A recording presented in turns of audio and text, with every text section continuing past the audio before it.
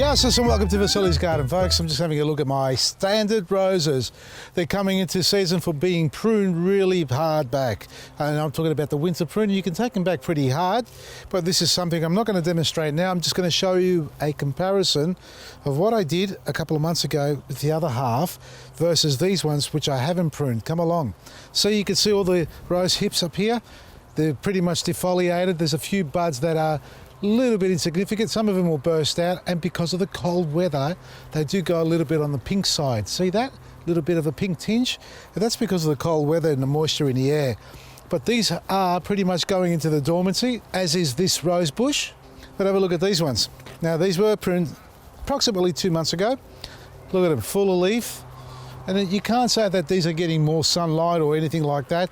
They are simply they were simply pruned a couple of months ago, and I did give them a light feed to see if they'd kick on. And look, it has. A little bit of black grit and superfood has done wonders. So, problem is, they're going to have to go dormant, but we've got 3 months, almost 3 months, 2.5 months up our sleeves, and the weather, I reckon the weather's really skewed as far as the cycle is concerned. So they're showing their wear and tear because they haven't been pruned for a number of months, whereas these are showing a little bit of new growth, well, a lot of new growth, healthy growth, only 1 or 2 black spot on the of leaves, that is. I wouldn't worry about that, and you can spray them once you've pruned them, but in this case here, I'm not even going to bother spraying them.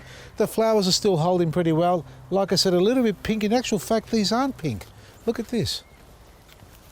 Oh, there is a slight tinge. I'm not sure if you can tell. On this bud here, you can. See the slight pinky tinge on it? So these are still holding good flowers and real good colour on the foliage, deep green. That is the superfood. So if you've got roses, mark it in your diary, that's time to prune them. I'm sure you know that already. If you have pruned them already, and a number of weeks ago as I have, no doubt they'll be pushing on some buds as well because of the cycle of weather. And that really depends where you live in Australia. Down here south, they should be quite dormant, whereas those ones there, as you know, you can see yourself, they're doing well. The next topic here is a quick one, folks. We're talking about the workshops, the fruit tree workshops, and we are going to touch base on citrus trees as well, somewhat, and more so on the Espaliered form and what citrus trees really need to be able to grow big, strong and healthy. And these ones here you've seen a few times. We're going to be talking about fan shape. This is the informal Espalier. So that's basically growing it in a fan shape, plastering the tree flat on a trellis or a framework where it can grow flat. You remove any suckers that come out, and then you train it so you can get at least 6 to 9 month old branches on it, is where you're going to get your fruit from, compared to the informal espaliers. Now this is one that I've been working on for a couple of years now. I've got 3 in a row here, and what we're going to do in the workshop is actually start with a normal size tree, normal fruit tree, and show you how to start framing it.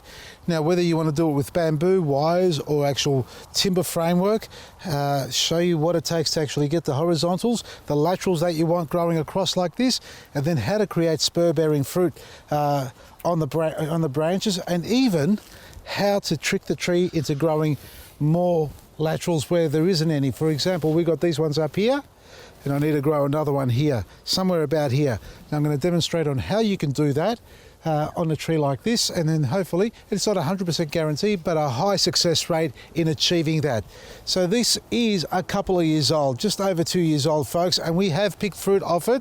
We've got some spurs here, or fruit-bearing spurs, that have established on here. You're going to learn how to do that. You're going to learn about open vase shape. You're going to learn about soil, preparing your soil bed, what it takes to have a good quality root system, because it is all in the foundation. Poor foundation, poor growth above ground there, folks. And we're going to talk about pruning and pest and disease control.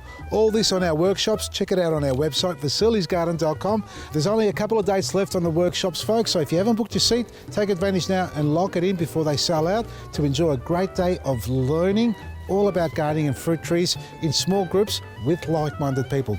It's all at vasilisgarden.com. From me, Vasili, Maresi.